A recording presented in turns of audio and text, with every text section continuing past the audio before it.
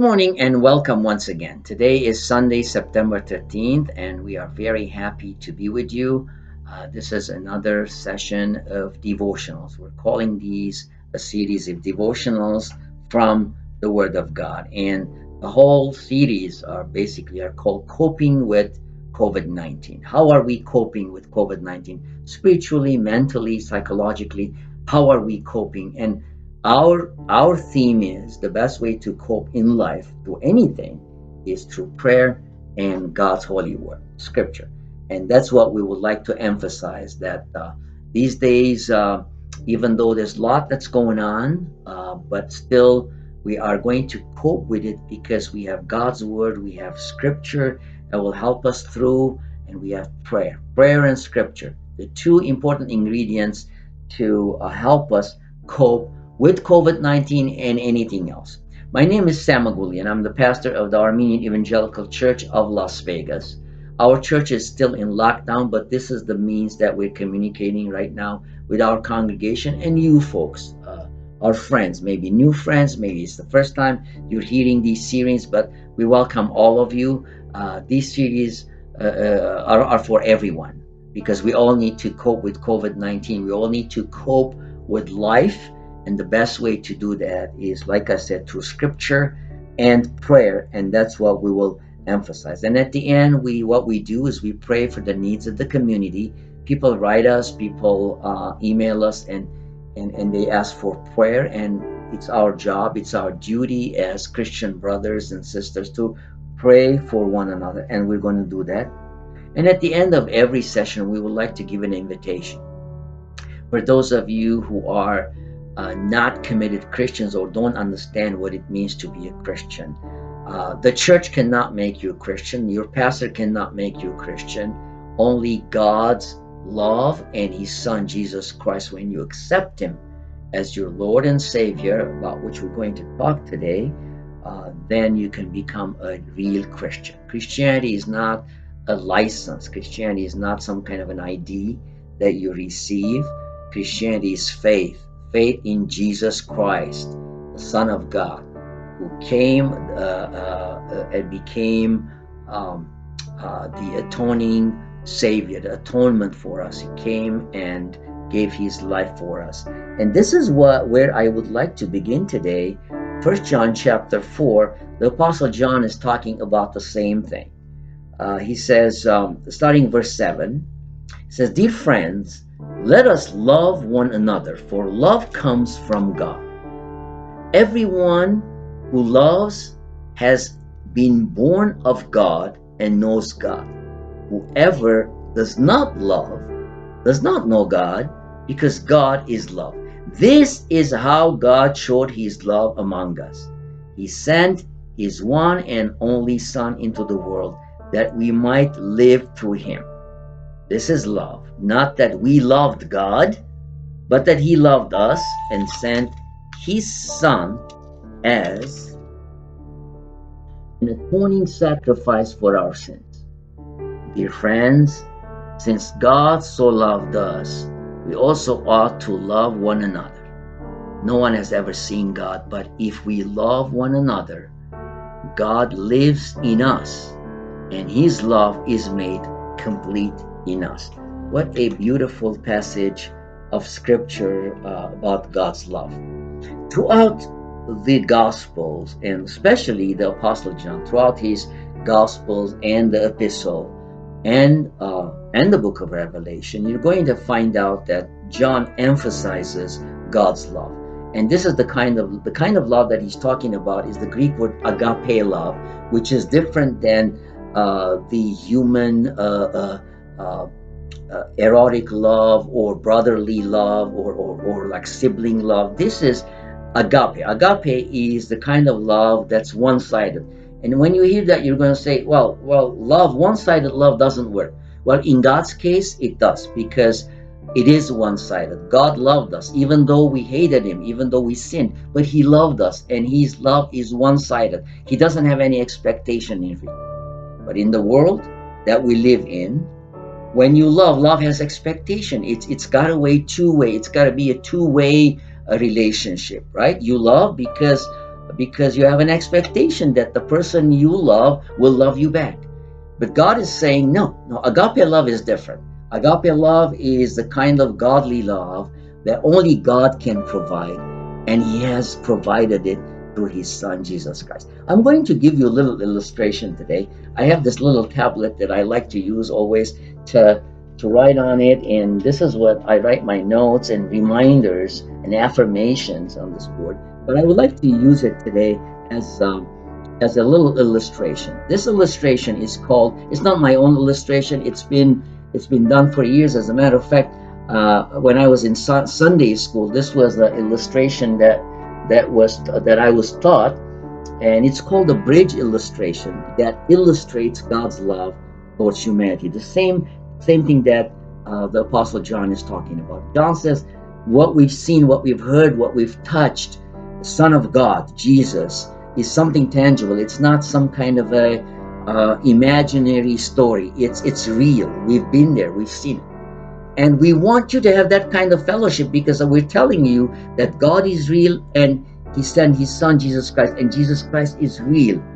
He's not some kind of a story, an imaginary story. Jesus is real. He is the Son of God. He came to us. He is God. He is the Son of God. He is the Savior, and He gave His life for us. So here's a little illustration that I would like to give, that I was probably 7 or 8 years old in Sunday school when I heard about this illustration, and it stuck in me. Here's where God is, okay, and here's where humanity is. Humans. Here's where humans are. When God created humanity, when God created Adam and Eve, man or woman, He had a relationship.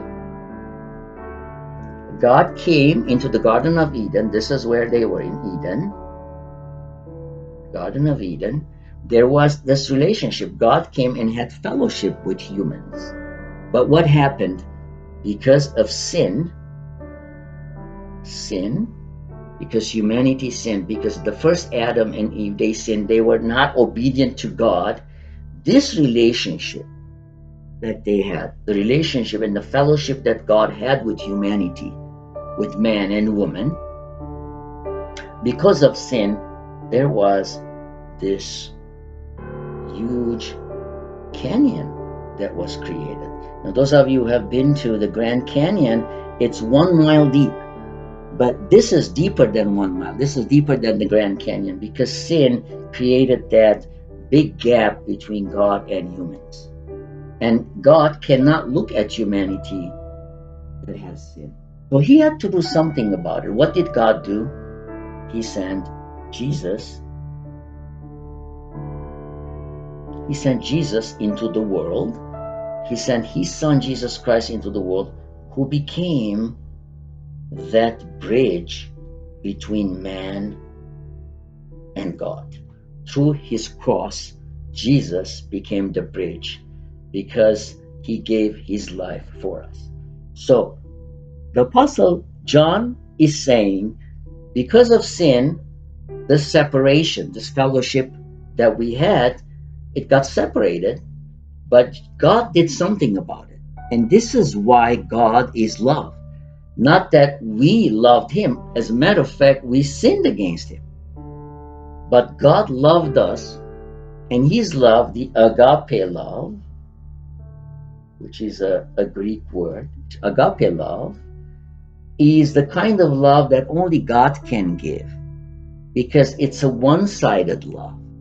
You see, we humans, we're not used to one-sided love. But God says, even though you didn't love me, even though you hated me, even though you sinned, I loved you, and I did something about it. I sent my Son Jesus Christ for the atonement of your sins.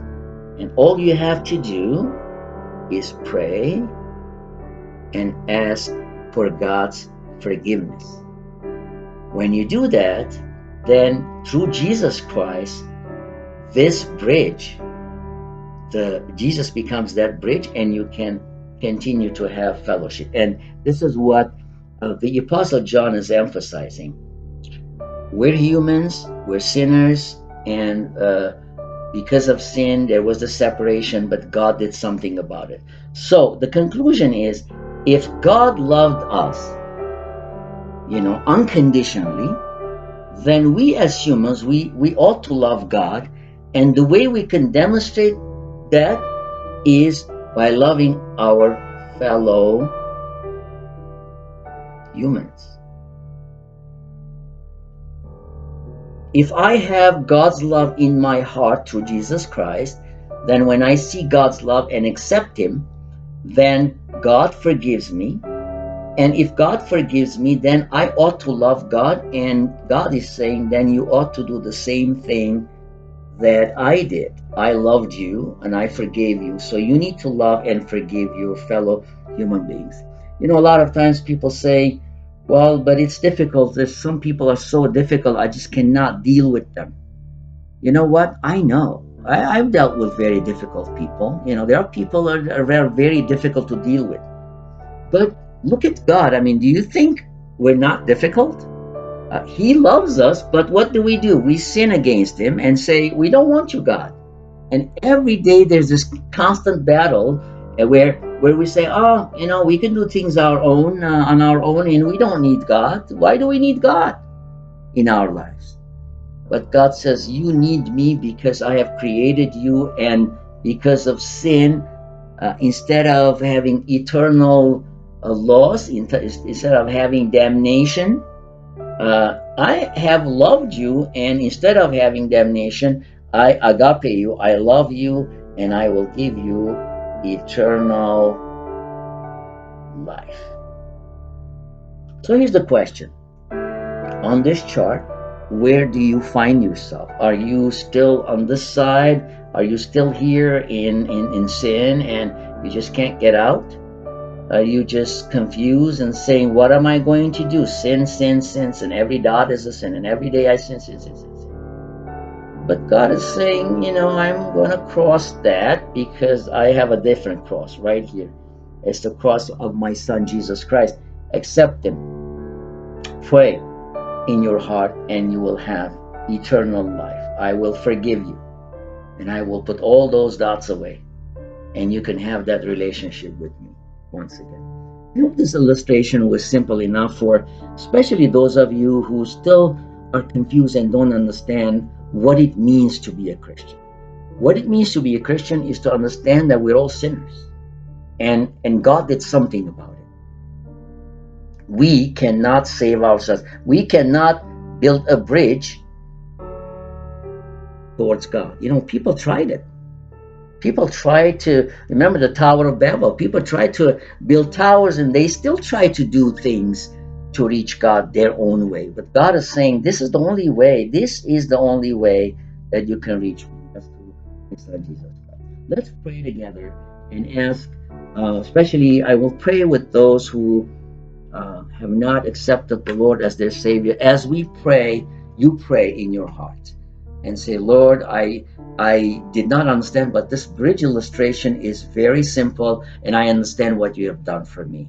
And I come to you and I accept you as my Lord and Savior. Let us pray. Father, we thank you for the bridge illustration. We thank you for your Son, Jesus Christ, and for the beautiful bridge that He became through His cross, that when we were sinners, you sent your Son, and He gave His life for us, and He shed His blood for us. We pray for those who are not Christians yet, who do not understand who Jesus is, and who do not understand what it means to be a sinner and living in sin and having eternal loss, but having eternal life through Jesus Christ is what they need to understand. Help them understand that, Lord. And we also pray for our Christian brothers and sisters and churches who are preaching the gospel in this great city of Las Vegas and all over the world. We pray that, Lord, you would be with them and give them the strength to be able to reach out to the people, either through the church, through the fellowship of the building, being inside the building, or through the means that the different means that the internet and other means that they have. Lord, we pray that you would use the ministries today, especially for those who are in lockdown and are confused and don't know and have not heard your word. We pray for them. And Lord, once again, we pray that you give us a safe week and healthy week, because you are the God of the universe, and we know that this COVID-19 will pass, and we will have once again we will have fellowship with one another. We pray for the safety of our children and the youth and everyone else, especially these days. All the violence that's going on, Lord, we pray for peace. And the only person who can bring peace into this world is your Son, Jesus Christ. We pray that the world will look into Jesus and find peace. In Christ's name we pray. Amen. Folks, once again, I'm glad we were together, and we'll see you, God willing, next Sunday starting at 8 o'clock for another time of devotional. Be safe, be healthy. God bless you. Remember, prayer and scripture, the best way to cope with COVID-19. Yes, I'm not saying that we should not take care of ourselves. We should only pray and read the scripture. No, we should take care of ourselves. We should use wisdom, and we should also comply with the laws and regulations of the local government. But I will tell you that if you want peace in your heart, scripture and prayer is the one that will guarantee you peace and tranquility. God bless you, and see you next Sunday.